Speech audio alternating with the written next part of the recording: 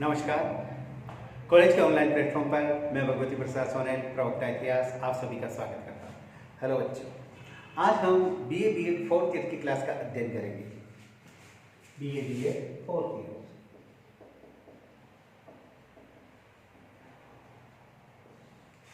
और इसमें जो हमारा टॉपिक है वो इससे पिछली 2 क्लासों में भी यही था, भारत की विदेश नीति।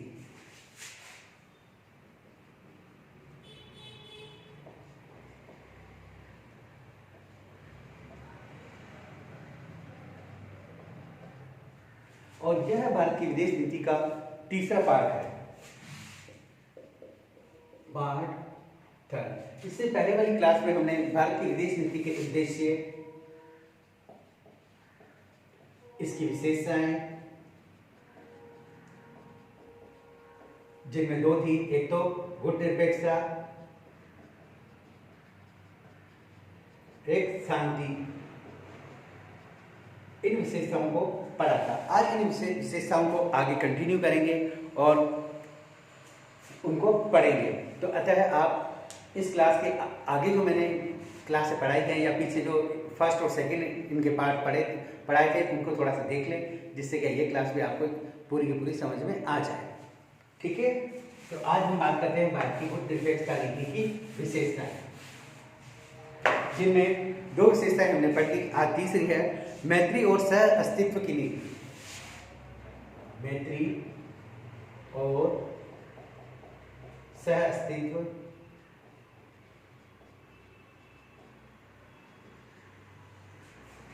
की नीति। मैत्री और सह अस्तित्व की नीति, policy of friendship and peaceful of expanse. Clear? तो आज हम बात करते हैं भारत मैत्री और सह अस्तित्व की नीति की। भारत की विदेश नीति मैत्री और सह अस्तित्व पर जोर देती है। भारत की यह धारणा रही है कि विश्व में परस्पर विरोधी विचारधाराओं में सह अस्तित्व की भावना पैदा की जाए, यानी विश्व में जो विरोधी भावनाएं हैं उनकी बजाय उनमें दोनों को ही सह अस्तित्व बना रहे, ऐसी बात करती है। यदि सह अस्तित्व को स्वीकार नहीं किया जाता तो आणविक शस्त्रों से समूची दुनिया विनाश हो जाएगी। यानी सह अस्तित्व यानी अपना अस्तित्व भी बनाए रखो, सामने वाले का अस्तित्व भी बनाए रखो। अगर ऐसी बात नहीं होगी तो इधर से भी परमाणु बम चलेगा, उधर से भी परमाणु बम चलेगा, तो विश्व में सभी जगह मानव का विनाश हो जाएगा। तो यह सह अस्तित्व की भावना जरूरी है, यानी आपका भी विकास हो, हमारा भी विकास हो, एक दूसरे का अभी बोलते हैं ना, डिस्ट्रॉय न हो, खत्म न हो, विनाश न हो। इस कारण भारत में अधिक से अधिक विदेश नीति के साथ मैत्री संधियां, व्यावहारिक समझौते, इन संधियों ने भारत नेपाल संधि, भारत इराक मैत्री संधि, भारत जापान शांति संधि, भारत मिस्र शांति संधि, भारत सोवियत मैत्री संधि, भारत बांग्लादेश मैत्री संधि उल्लेखनीय है। यानी भारत ने इतने देशों के साथ मैत्रीपूर्ण संबंध स्थापित किए, सह अस्तित्व की बात कही। पंडित नेहरू ने स्पष्ट कहा है, विश्व में आज अलगाव के कारण कोई स्थान नहीं है, यानी विश्व में आज अलगाव के लिए कोई स्थान नहीं है। हम दूसरे से अलग रहकर जिंदा नहीं रह सकते, यानी हम दूसरे से अलग होकर जिंदा नहीं रह सकते। हमें उनको भी जिंदा रखना है और स्वयं को भी जिंदा रहना है। एक दूसरे से अलग होकर हम जिंदा नहीं रह सकते। हमें या तो सहयोग करना चाहिए अथवा युद्ध। हमें सहयोग करें या युद्ध करें, यह अपने पे निर्भर है। हम शांति चाहते हैं, अपने वश चलते हम दूसरों के साथ लड़ाई नहीं चाहते, यानी हमारा जितना कोशिश है, हमारा जितना वश चलेगा, हम दूसरों से युद्ध कभी नहीं करेंगे, क्योंकि इससे क्या होगा, नुकसान ही होगा। नेक्स्ट, सह अस्तित्व की बात हो गई, यानी अपना भी अस्तित्व बनाए रखें और दूसरा देशों का भी अस्तित्व बनाए रखें। नेहरू जी ने भी स्पष्ट रूप से इसी बात को कहा। इसके लिए भारत ने नेपाल संधि की, भारत इराक संधि की, भारत जापान शांति संधि, भारत मिस्र शांति संधि, भारत सोवियत मैत्री संधि, भारत बांग्लादेश मैत्री संबंधी, यानी इतने देशों के साथ भारत ने मैत्रीपूर्ण संबंध सह अस्तित्व की नीति का अनुपालन किया। अगला है विरोधी गुटों के बीच पुल बनाने की नीति।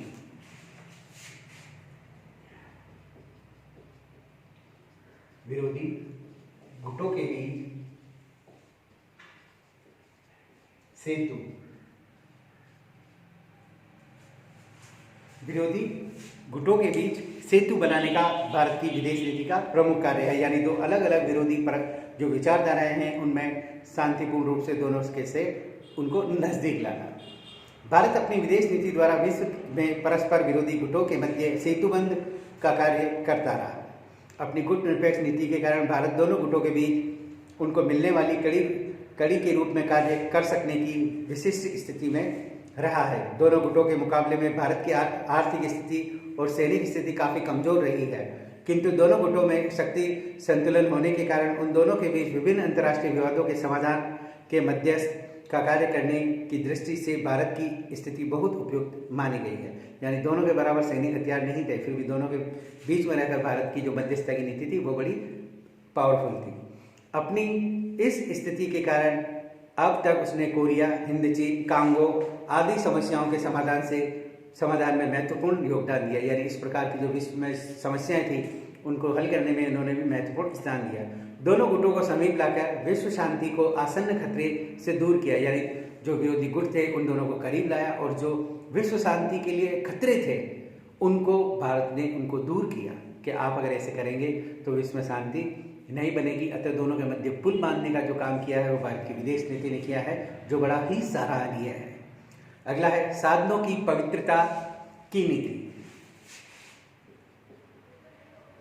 साधनों की पवित्रता की नीति।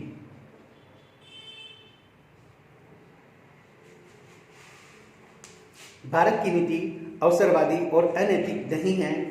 भारत साधनों की पवित्रता में विश्वास रखता है। भारत की विदेश नीति महात्मा गांधी के इस मत से प्रभावित है कि नए उद्देश्य वरण प्राप्ति के साधन भी पवित्र होने चाहिए। जैसा कि भारत नीति के उद्देश्यों में मैंने स्पष्ट किया था कि भारत की जो विदेश नीति है वो गांधी जी की अहिंसा की नीति से भी प्रभावित है और साधनों की पवित्रता से भी प्रभावित है। और वही बात भारत की विदेश नीति के जो विशेषताएं हैं, साधनों की पवित्रता, ये महात्मा गांधी जी की देन है और वही भारत की जो विदेश नीति है उसका संचालन करती है। उन्होंने कहा कि न केवल उद्देश्य वरन प्राप्ति के साधन भी पवित्र होने चाहिए। यानी अपने उद्देश्य और उन्हें प्राप्त करने के जो साधन हैं वह पवित्र होने चाहिए। यद्यपि उनके सत्य और अहिंसा के साधन पूरी तरह नहीं अपनाया जा सका, फिर भी भारत निरंतर इस बात का प्रयत्न करता है कि अंतर्राष्ट्रीय विवादों समाधान शांतिपूर्ण उपायों से किए जाए, हिंसात्मक साधनों से नहीं। स्वयं भारतीय संविधान में कहा गया है, राज्य अंतर्राष्ट्रीय शांति और सुरक्षा, राष्ट्रों के बीच न्यायपूर्ण और सम्मानपूर्ण संबंधों को बनाए रखने का, संगठित लोगों को एक दूसरे के व्यवहारों में अंतर्राष्ट्रीय विधि की संधि के प्रति आदर बढ़ाने का, अंतर्राष्ट्रीय विवादों को मध्यस्थता द्वारा निपटारा के लिए प्रोत्साहन देना इत्यादि काम करेगा। यदि साधनों की पवित्र श्रेष्ठता में भारत का विकास न होता हो तो 1965 में ताश का समझौता, 1972 में शिमला समझौता कभी नहीं किया जाता। भारत ने न केवल पाकिस्तान से युद्ध बंदियों को लौटाया, अभी तो युद्ध में जीती हुई भूमि भी लौटा दी। भारत हथियारों के प्रयोग केवल आत्मरक्षा के लिए ही करना उपयुक्त है मानता है। भारत मानता है कि साधन अच्छा है तो साध्य भी निश्चित रूप से अच्छा होगा। यानी भारत ने कभी भी साधनों के उचित प्रयोग या पवित्रता को बनाए रखा, कभी भी उनका प्रचार मतलब एक तरह से बोलते हैं ना अनैतिकतापूर्ण उनका उपयोग नहीं किया। यानी भारत के हथियारों का भी इस्तेमाल किया है तो अपनी आंतरिक सुरक्षा के लिए किया है, बाह्य सुरक्षा के लिए कहा है, कहीं आगे बढ़कर विश्व में अपना उपनिवेश स्थापित करने के लिए नहीं किया है। यानी उनके साधन और साध्य दोनों ही पवित्र थे। यानी उद्देश्य और उद्देश्य प्राप्त करने के जो तरीके थे वो दोनों के दोनों पवित्र थे। अगला है पंचशील पर जोर देने की नीति।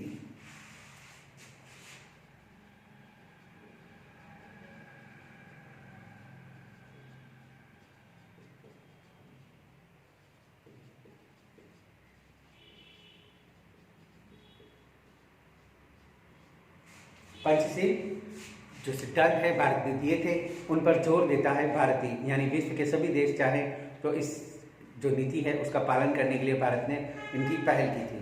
पंचशील के 5 सिद्धांतों का प्रतिपादन भी भारत की शांति प्रियता का द्योतक है। 1954 के बाद भारत की विदेश नीति को पंचशील के सिद्धांतों ने एक नई दिशा प्रदान की है। पंचशील से अभिप्राय है आचरण के 5 सिद्धांत। जिस प्रकार बौद्ध धर्म में ये व्रत एक व्यक्ति के लिए होते हैं, उसी प्रकार आधुनिक पंचशील के सिद्धांत द्वारा राष्ट्रों के लिए एक दूसरे के साथ आचरण के संबंध में निश्चित किए गए हैं। यानी 5 जो सिद्धांत बताए हैं वो इस प्रकार हैं, जो सभी देश इनका पालन करेंगे तो विश्व में शांति और सहअस्तित्व की बात बनी रहेगी। जिनमें पहला है एक दूसरे की प्रादेशिक अखंडता का और सर्वोच्च सत्ता के लिए पारस्परिक सम्मान की भावना, यानी एक दूसरा देश एक दूसरे की अखंडता बनाए रखेगा। इसमें पंच सिद्धांतों में एक अखंडता बनाए रखेगा, यानी एक दूसरे पर आक्रमण नहीं करेंगे, उनकी सीमाओं का उल्लंघन नहीं करेंगे और सर्वोच्च सत्ता का पारस्परिक सम्मान की भावना करेंगे। दूसरा, अनाक्रमण।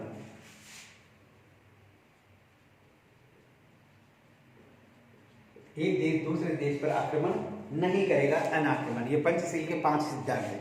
तीसरा है एक दूसरे के आंतरिक मामलों में अहस्तक्षेप, यानी तीसरा क्या है, एक देश दूसरे देश के आंतरिक मामलों में अहस्तक्षेप।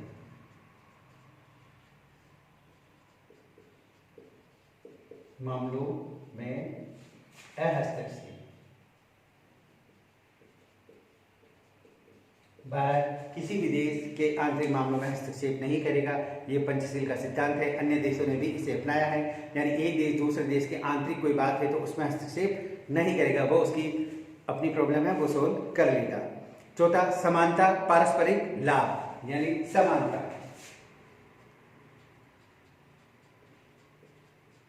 और पारस्परिक लाभ,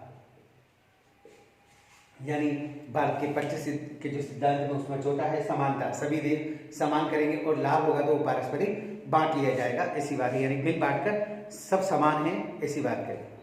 अगला है शांतिपूर्ण सहअस्तित्व। पांचवा है शांतिपूर्ण सह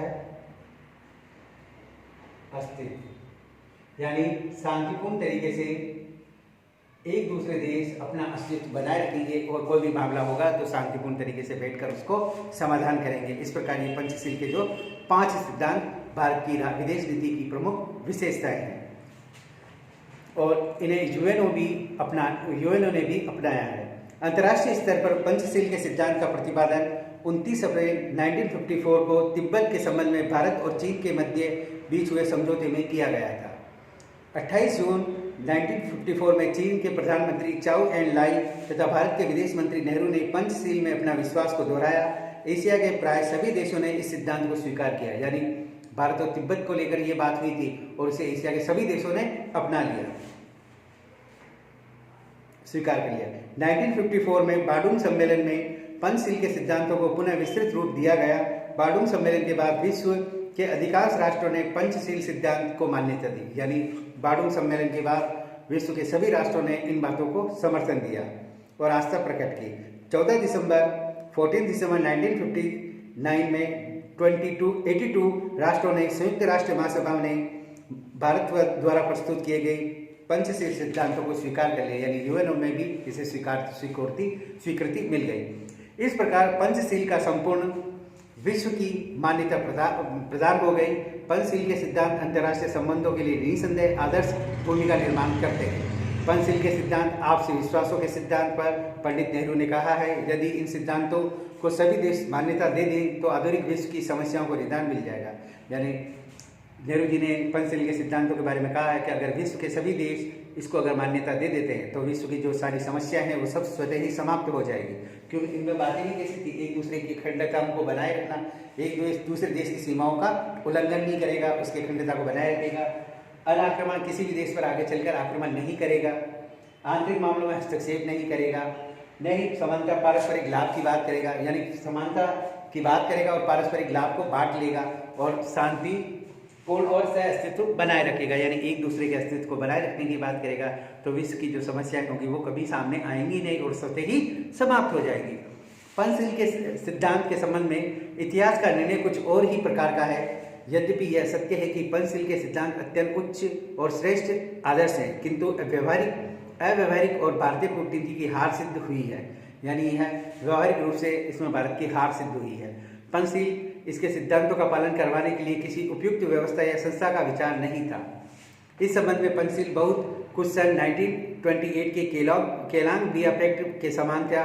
केलांग ब्रिया पैक्ट के द्वारा संसार के अधिकांश राज्यों ने युद्ध के परित्याग की घोषणा की थी। केलांग और ब्रियो पैक्ट की थी, परंतु उसने व्यवहार में अपने वचन का पालन नहीं किया। इस प्रकार पंचशील को स्वीकार करने वाले राज्य ने भी व्यवहार में उस पवित्र आकांक्षाओं ही समझा और उनका बार बार उल्लंघन किया।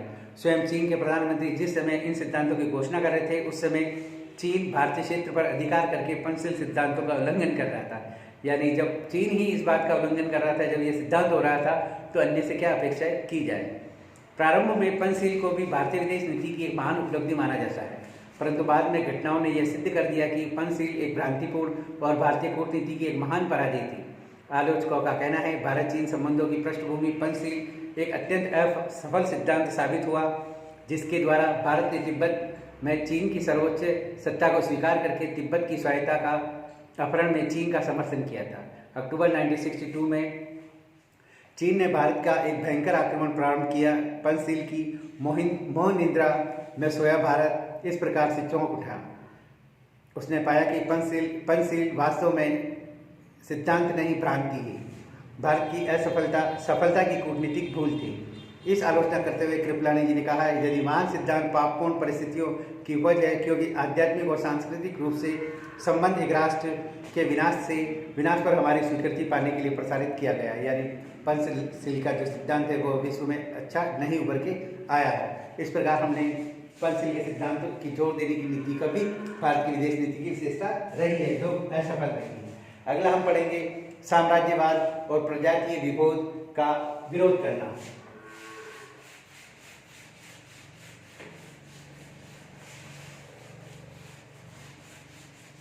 साम्राज्यवाद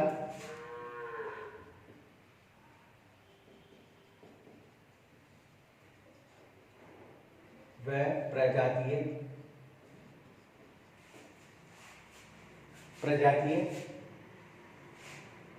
विभेद का विरोध।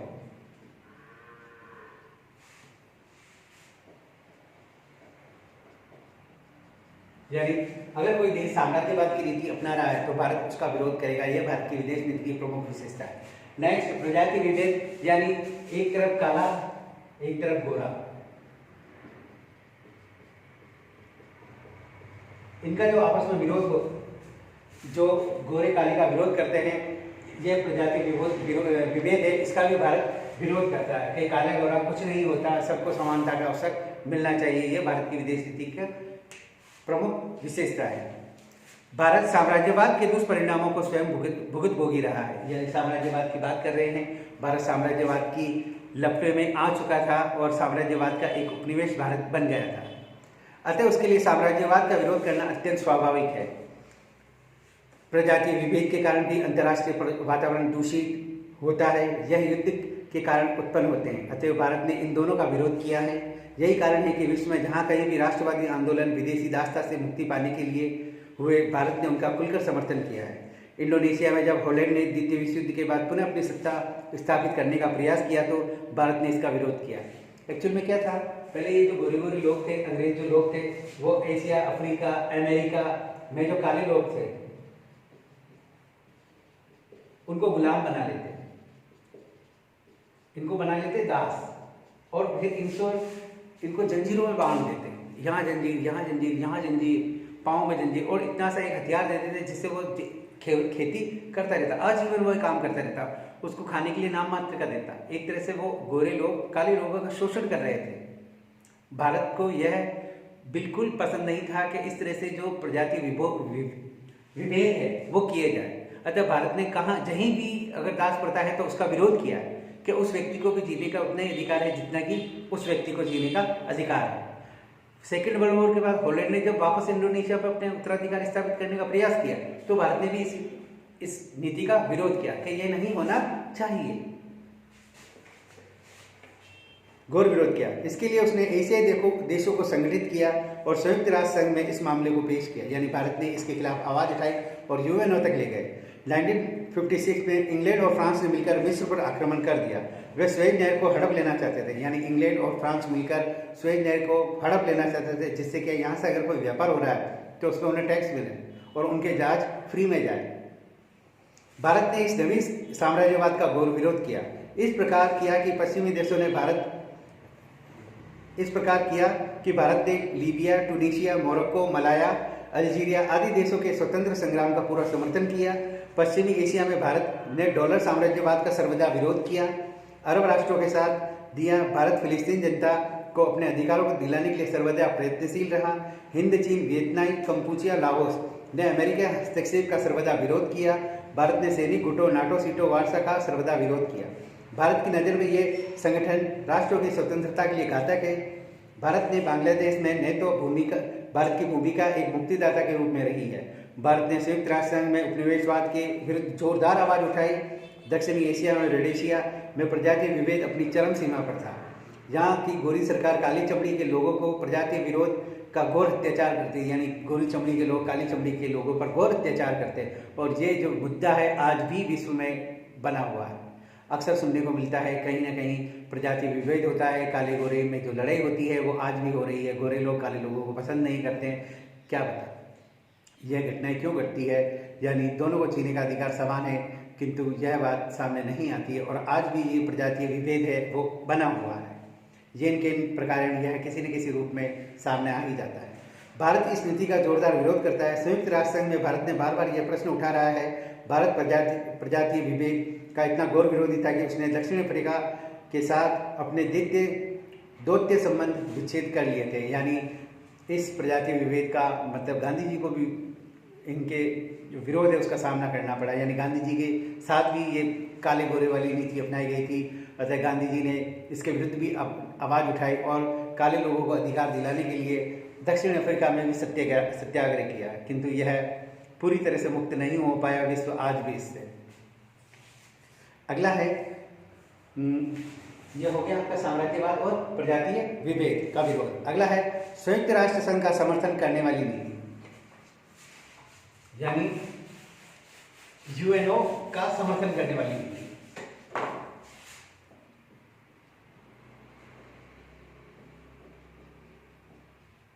राष्ट्र का समर्थन करने वाली नीति।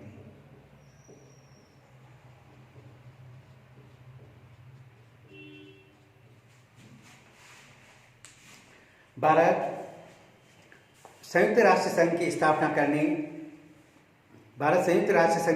करने वाला एक संस्थापक सदस्य है, यानी स्टार्टिंग से इसका सदस्य है। भारत संयुक्त राष्ट्र संघ की विश्व शांति स्थापित करने वाला एक सहारा मानता है, यानी विश्व में एक शांति स्थापित करेंगे इसलिए वह एक सहारा है। भारत के लिए संघ राष्ट्र हितों की पूर्ति के एक प्रमुख प्रभावशाली एवं न्यायोचित मार्ग है। यह संघ भारत ने संयुक्त राष्ट्र संघ के विभिन्न अंगों में विशेषकर अभिकरणों से सक्रिय रूप में भाग लेकर महत्वपूर्ण कार्य किए। यानी इसके जो विभिन्न अंग हैं, सुरक्षा परिषद है, अंतर्राष्ट्रीय सामाजिक आर्थिक जो परिषद है, न्यास परिषद है, सचिवालय है, इसके विभिन्न जो भाग है इनमें रहकर अपना महत्वपूर्ण भाग लेकर कार्य किया। भारत ने आज तक भी अंतर्राष्ट्रीय कानून का उल्लंघन नहीं किया है और संयुक्त राष्ट्र संघ के आदेशों को यथोचित सम्मान दिया है। कोरिया और हिंद चीन में शांति स्थापित करने के लिए भारत ने संघ की सदस्यता की सहायता की। भारत ने संयुक्त राष्ट्र के आह्वान पर कांगो में शांति स्थापना हेतु सेना भेजी, जिन्होंने भारत की एकता को सुरक्षित किया। संयुक्त राष्ट्र संघ को भारत ने जो सहयोग दिया उसी के कारण अक्टूबर 2010 का वह 7वां सुरक्षा परिषद का अस्थायी सदस्य चुना गया। यानी 2010 में भारत संयुक्त राष्ट्र संघ का अस्थायी सदस्य भी चुना गया था। भारत पहली बार 1950-51 के दौरान सुरक्षा परिषद का सदस्य रहा था।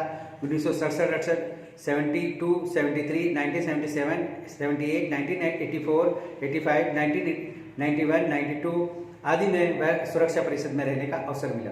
1 जनवरी 2011 से 31 दिसंबर 2012 तक सुरक्षा परिषद में रहा। भारत की उम्मीदवार राजदूत चंद्रशेखर दास गुप्ता को आर्थिक और सामाजिक परिषद के आर्थिक, सामाजिक एवं सांस्कृतिक अधिकारों संबंधित समिति में चुनाव में सर्वाधिक मत मिले। 27 अप्रैल 2010 को इसका सदस्य बनाया गया। भारत ने 2010 में मानवाधिकारों परिषद के रूप में भी अपना दूसरा कार्यकाल पूरा किया। 2011 में तीसरी बार मानवाधिकार के रूप में भारत को सदस्य चुना गया। 1968 में अंकटाड का द्वितीय सम्मेलन बुलाकर भारत ने संयुक्त राष्ट्र संघ के प्रति अपनी निष्ठा प्रदर्शित की। भारत के BN राव तथा RS पाठक ने भी अंतर्राष्ट्रीय न्यायालय में न्यायाधीश के रूप में काम किया। नगेंद्र सिंह मुख्य न्यायाधीश के रूप में पदासीन रहे। यानी भारत के नगेंद्र सिंह जी थे, वो मुख्य न्यायाधीश रहे, यूएनओ में पदासीन रहे। 2012 में संयुक्त राष्ट्र सुरक्षा परिषद महासभा ने अलग हुए मतदान में अद्यतन उच्चतम न्यायालय के न्यायाधीश दलवीर भंडारी हेग स्थित अंतर्राष्ट्रीय न्यायालय में निर्वाचित हुए, यानी दलवीर भंडारी जी भी हेग के मुख्य न्यायाधीश रहे हैं। डॉक्टर राधाकृष्णन यूनेस्को के सर्वोच्च पद पर रह चुके हैं। भारतीय प्रतिनिधि श्रीमती विजयलक्ष्मी पंडित भी महासभा का सभापतित्व कर चुकी है। भारत ने क्रोएशिया और बोस्निया हर्जगोविना पर हुए संघर्षों की समाप्ति के उद्देश्य के लिए संयुक्त सुरक्षा परिषद में का प्रस्ताव का पूर्ण समर्थन किया। संयुक्त राष्ट्र संघ के दल के प्रयास एवं भारतीय राष्ट्रलेख जनरल सतीश नंबियार को कमांड एवं भूतपूर्व यूगोस्लाविया में राष्ट्र ऑपरेशन का विश्व भर में प्रशंसा हुई। भारत ने सोमालिया को मानवीय सहायता तत्काल भेजने में संयुक्त राष्ट्र की कार्रवाई का समर्थन किया और उसके कार्यों में सहयोग दिया। भारतीय सेनाएं भूतपूर्व Yugoslavia, Somalia, Cambodia, Liberia, Angola, Mozambique संयुक्त राष्ट्र की शांति से स्थापना में कार्यवाही में भाग लेकर विदेश लौटी। यानी भारत ने जब जब जरूरत पड़ी तो अंतर्राष्ट्रीय सहयोग दिया और अपनी सेनाओं भी यूएनओ को उपलब्ध कराई। भारत की एक बटालियन टुकड़ी संयुक्त राष्ट्र अंगोला वेरिफिकेशन मिशन पर जुलाई 1995 में भेजी गई। 1966-7 के लगभग 1100 भारतीय सैनिक स्टाफ अधिकारी और सैनिक पर्यवेक्षक अंगोला में तैनात रहे। भारत ने संयुक्त राष्ट्र रवांडा मिशन की एक थल सेना बटालियन भेजी, जिसमें 800 टुकड़ी और एक आंदोलन नियंत्रण यूनिट शामिल थी। 22 सैन्य पर्यवेक्षक, 9 स्टाफ अधिकारी भी भेजे। भारत ने संयुक्त राष्ट्र संघ हेती मिशन सहायता चरण सेकेंड केंद्रीय रिजर्व पुलिस के बल पर एक कंपनी भेजी। इस समय 5 पर्यवेक्षक संयुक्त राष्ट्र संघ कुवैत में भी भेजे। इस प्रकार भारत ने समय समय पर यूएनओ में सैनिक सहायता दी। पंडित नेहरू ने स्पष्ट स्वीकार किया कि हम संयुक्त राष्ट्र संघ के बिना आधुनिक विश्व की कल्पना नहीं कर सकते। यानी पंडित नेहरू भी इस बात को मानते थे कि बिना यूएनओ की सहायता के हम विश्व की शांति स्थापित नहीं कर सकते। संयुक्त राष्ट्र सहस्त्राब्दी शिखर सम्मेलन में भारत के प्रधानमंत्री श्री वाजपेयी जी का संबोधन 21वीं सदी में संयुक्त राष्ट्र की भूमिका पर विचार करने के लिए 2000 में को संपन्न भारत के सम्मेलन में संबोधित करते हुए भारत के प्रधानमंत्री अटल जी ने आतंकवाद के विरुद्ध संयुक्त कार्रवाई करने, राष्ट्र संघ की आलोचना में सुधार करने, निर्धनता निवारण के लिए वैश्विक पहल का अंतर्राष्ट्रीय समुदाय का आह्वान किया, सुरक्षा परिषद की स्थायी सदस्यता के लिए भारत का पक्ष प्रस्तुत करने, उन्हें मतभेद रहित विश्वव्यापी परमाणु निःशस्त्रीकरण पर बल दिया। शांति निर्माण 2010 में शांति निर्माण निधि $2 बिलियन अमेरिकी डॉलर के अतिरिक्त योगदान की घोषणा की, जिससे संयुक्त राष्ट्र शांति निर्माण निधि में उसका कुछ योगदान दुगना होकर $4 बिलियन अमेरिकी डॉलर हो गए। संयुक्त राष्ट्र संघ लोकतांत्रिक निधि भारत और संयुक्त राष्ट्र के बीच भागीदारी के परिणाम 2005 में संयुक्त राष्ट्र लोक निधि की शुरुआत की गई थी। वर्तमान में भारत में UNDF का दूसरा सबसे बड़ा अंशदाता है, जिन्होंने 2014-15 में $2 लाख अमेरिकी डॉलर सहित नवंबर में 2015 में 31.76 मिलियन अमेरिकी डॉलर की समग्र राशि अंशदान की है। अंतर्राष्ट्रीय योग दिवस संयुक्त राष्ट्र ने 11 दिसंबर 2014 को संयुक्त रूप से प्रायोजित हुए 177 देशों के रिकॉर्ड संख्या के साथ एजेंडा मद 124 वैश्विक स्वास्थ्य और विदेश नीति के अंतर्गत भारत का प्रस्तावित प्रारूप संकल्प L17 अंगीकार किया। इस संकल्प से प्रत्येक वर्ष 21 जून को संयुक्त राष्ट्र द्वारा अंतर्राष्ट्रीय योग दिवस के रूप में मनाया जाएगा, ऐसी भारत की नीति है। नेक्स्ट हमने देखा कि संयुक्त राष्ट्र का समर्थन करने वाली भारत की विदेश नीति रही है और भारत ने जब जब जरूरत पड़ी है अपने सैनिकों को अन्य देशों में शांति और सुरक्षा के लिए अपने सैनिकों को भेजा है। नेक्स्ट हम भारत की विदेश नीति का मूल्यांकन करेंगे और ये इसकी विशेषताएं जो मैंने बताई थी ये पूरी हो गई। अब भारत की विदेश नीति का मूल्यांकन, विदेश नीति का मूल्यांकन।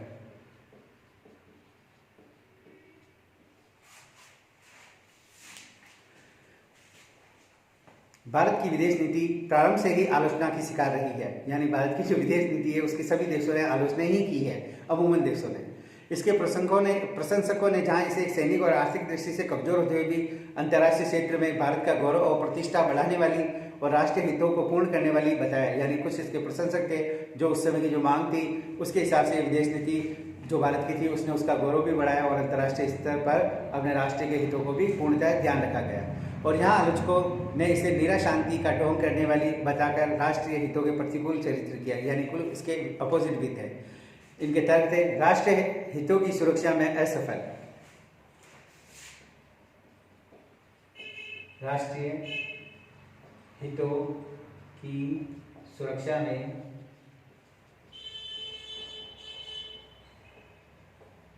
यानी भारत की जो विदेश नीति है वो राष्ट्रीय जो सुरक्षा है उसमें असफल रही है, क्योंकि जब जब भारत पर अन्य देशों ने आक्रमण किया तो कोई उसके सहयोगी नहीं बना, तो राष्ट्रीय हित के ये प्रतिकूल थी।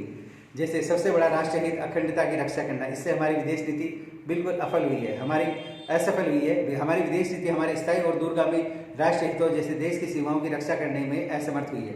भारत पर चीन ने, अफगानिस्तान और पाकिस्तान ने हमारे सैकड़ों वर्ग मील क्षेत्र को दबा लिया, किंतु हमारी विदेश नीति उन्हें मुक्त नहीं करा पाई।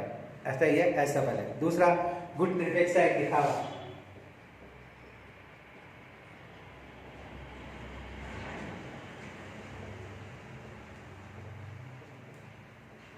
यानी जो गुट निरपेक्षता है, दोनों ही गुटों से अलग रहना और दोनों से सुरक्षा और आर्थिक हित साधना वाली बात जो कि कह रहे थे, क्योंकि इसका मूल्यांकन जब करते हैं तो यह एक दिखावा ही है।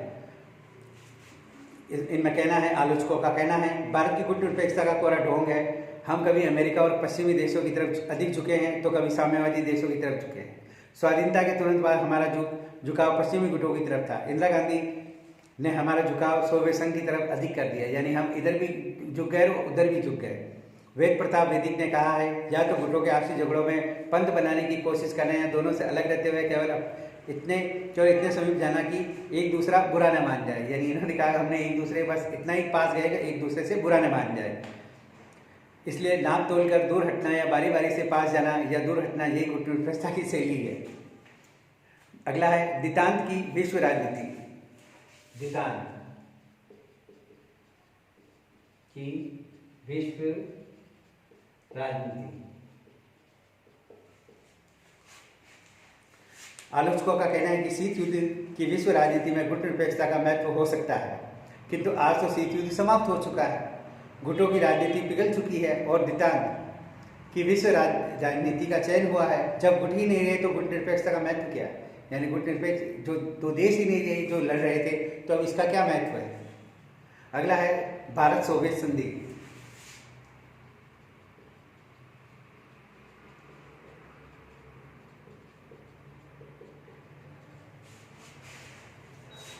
नाइनटीन 1971 में भारत सोवियत संधि भारत की विदेश नीति की महत्वपूर्ण मोड़ का सूचक है। आलोचकों का कहना है कि भारत की विदेश नीति का इस संधि ने अंत कर दिया। गुट निरपेक्षता की नीति का मतलब महाशक्तियों के फौजी संघर्ष तथा तनाव से दूर रखना था, लेकिन एक महाशक्ति के साथ संधि करके भारत ने इसके संघर्ष तथा तनाव को दूर नहीं रखा जा सकता था। यानी भारत ने इनसे संधि कर ली। जब दो देश में दो मनमुटाव हो रहे तो भारत भी इससे अलग नहीं हो पाया और भारत ने रूस से संधि कर ली, सोवियत संघ से संधि करी है, यानी एक गुट को अपना समर्थन दिया ही है। मित्र और शत्रु को परखने में असफल। मित्र शत्रु को परखने में असमर्थ। यानी भारत की विदेश नीति जो तय कर रहे थे वो उनको न तो मित्र किसे बनाया जाए, शत्रु किसे बनाया जाए, इन दोनों में उनको यह नीति परखने में असफल रही। ऐसा कहा जाता है कि भारत की विदेश नीति अपने मित्र और शत्रु को परखने में असफल रही। इजराइल ने प्रत्येक स्तर पर भारत का समर्थन किया, फिर भी पश्चिमी एशिया ने हमारी नीति को लंबे समय तक इजराइल विरोधी ही रही। यानी इजराइल ने जहाँ समर्थन किया तो पश्चिमी जो एशिया में हमारी नीति लंबे समय तक इजराइल विरोधी रही, यानी जो हमारा मित्र था हम उनसे के ही विरोधी रहे। विदेशी आक्रमणों का शिकार।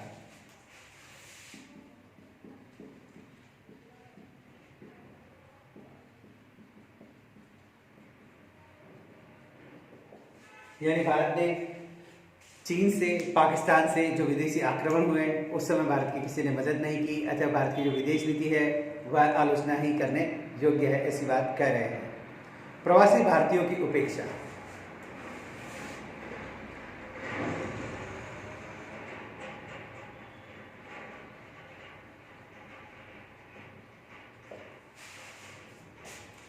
ऐसा कहते हैं कि आज दुनिया में 60-70 लाख से अधिक प्रवासी भारतीय होंगे। भारत की प्रत्येक प्रवासी का एक दूत राजदूत के बराबर सिद्ध हो सकता है तथा भारत राष्ट्रीय हितों में आत्मनियुक्ति सैनिक की तरह ही हो सकता है, लेकिन भारत ने सरकार ने इनके प्रति हमेशा उदासीन रही। भारत सरकार की निर्ममता के कारण ही म्यांमार, श्रीलंका, युगांडा, कीनिया में भारतीय नरकीय अभियानों से गुजरना पड़ा। आज भी अनेक देशों में 100 वर्षों के प्रवास के बावजूद उन्हें संपत्ति खरीदने का, मुक्त व्यापार करने का, राजनीति में भाग लेने का अधिकार प्राप्त नहीं है। यानी प्रवासी जो भारतीय हैं उनको न संपत्ति खरीदने का, न राजनीति में भाग लेने का अधिकार है।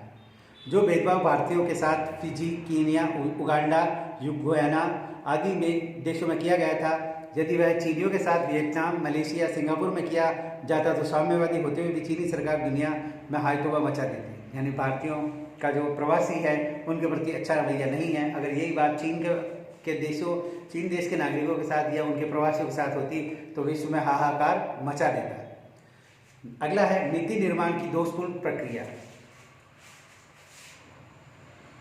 नीति निर्माण की दोषपूर्ण प्रक्रिया। नीति निर्माण की प्रक्रिया भी दोषपूर्ण है। हमारे पास दुनिया की सूचनाएं जमा करने का एकमात्र माध्यम अंग्रेजी है।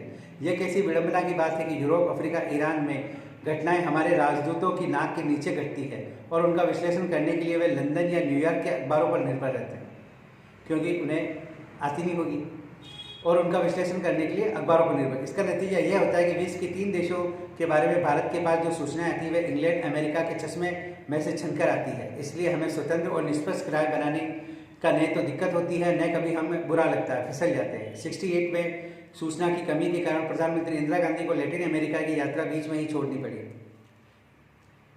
पेरू में क्रांति हो गई। मार्च 1978 में हमने दाऊद के लिए भारत के लिए लाल गलीचे बिछाए। अप्रैल में ही उनका पत्ता साफ हो गया। अटल जी को चीन से उल्टे पांव लौटना पड़ा क्योंकि उसने वियतनाम पर हमला बोल दिया। ईरान हमारा पड़ोसी है, लेकिन 1 वर्ष के लंबे जन आंदोलन के बावजूद अधिकारी यह अंदाजा नहीं लगा पाए सके कि खोमानी सत्तारूढ़ हो जाएगा। हाल ही में व्यापक परमाणु संधि CTBT पर सुरक्षा परिषद की स्थायी सीटों के लिए उम्मीदवारों जैसे मुद्दे पर हमें करारी हार का मुंह देखना पड़ा। हमारे नीतिकारों ने अपने प्रभाव और क्षमताओं का अंतर्राष्ट्रीय राजनीति में बदले संदर्भों एवं शर्तों का उचित मूल्यांकन किए बगैर अड़ियल दृष्टिकोण अपनाया, जिससे हमारी सभी एवं साख पर प्रतिकूल प्रभाव पड़ा। 2003 में वाजपेयी जी को सेंट पीटर्सबर्ग में राष्ट्रपति बुश और राष्ट्रपति पुतिन के मध्य आसन देने का यह अर्थ कदापि नहीं है कि भारत महाशक्ति की हैसियत रखता है। सेंट पीटर्सबर्ग समारोह में पुतिन ने 43 सेना अध्यक्षों को आमंत्रित किया था, जिसमें वाजपेयी जी भी थे।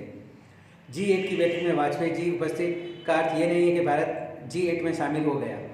वास्तुतः 1996 में G8 शिखर बैठकों की तीसरी दुनिया के कुछ देशों के प्रतिवर्ष पर्यवेक्षक के रूप में आमंत्रित किए जाते हैं। पिछले वर्ष दक्षिण अफ्रीका, अल्जीरिया, नाइजीरिया, सेनेगल को अफ्रीकी विकास के संबंध में हिस्सेदारी का नया दृष्टिकोण प्रस्तुत किया और औपचारिक रूप से आमंत्रित किया। 2003 में भारत अतिरिक्त 11 विकासशील देशों को G8 के एविया फ्रांस शिखर सम्मेलन में आमंत्रित किया था। अंतर्राष्ट्रीय आणविक ऊर्जा एजेंसी की बैठक में ईरान के विरुद्ध मतदान कर भारत ने अमेरिकी दबाव के आगे घुटने टेक दिए। भारत ईरान के संबंधों में पैदा हुई खटास आर्थिक क्षेत्र में भारत पर प्रतिकूल प्रभाव डाला। विकिलीक्स खुलासे के बाद स्पष्ट हो जाता है कि रक्षा सौदे में अमेरिकी दबाव के अंतर्गत भारत के फैसले होते रहे हैं। निर्णय में देरी जरूर हुई है, पर निर्णय वही हुए हैं जो अमेरिका चाहता था।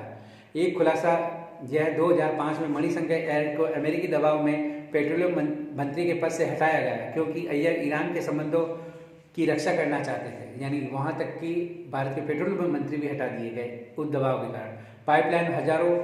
पाइपलाइन योजना पर अमल चाहते थे। विकिलीक्स के खुलासे के बाद ये तथ्य प्रमाणित होता है कि हमारी सरकार अमेरिका की खुशामद में राष्ट्र हितों को भी ताक में रखने के लिए नहीं हिचकती। उपयुक्त आलोचनाओं के बावजूद भारत की विदेश नीति का निम्नलिखित उपलब्धियां थी नकारा नहीं कहा जा सकता। दोनों ही शक्तिशाली गुटों ने भारत की राष्ट्रीय विदेश नीति की प्रशंसा की। यानी दोनों जो गुट थे उन्होंने भी भारत की विदेश नीति की प्रशंसा की। भारत ने दोनों ही गुटों से सहायता प्राप्त करने में सफलता पाई। भारत ने निर्गुट विदेश नीति विश्व शांति की स्थापना पर बात कही। संयुक्त राष्ट्र सुरक्षा परिषद की स्थायी सदस्यता के लिए भारत ने अपना दावा पेश किया। चीन, फ्रांस, ब्रिटेन, रूस का समर्थन भी मिला, किंतु संभावना भारत की क्षमताएं एक शिखर शक्ति में होनी चाहिए थी। संयुक्त राष्ट्र मानवाधिकार सम्मेलन में पहली बार पाकिस्तान के विरोध में भारत ने स्कोर किया। ईरान और चीन जैसे देश ने भारत का साथ दिया और पाकिस्तान का अपना प्रस्ताव वापस लेना पड़ा।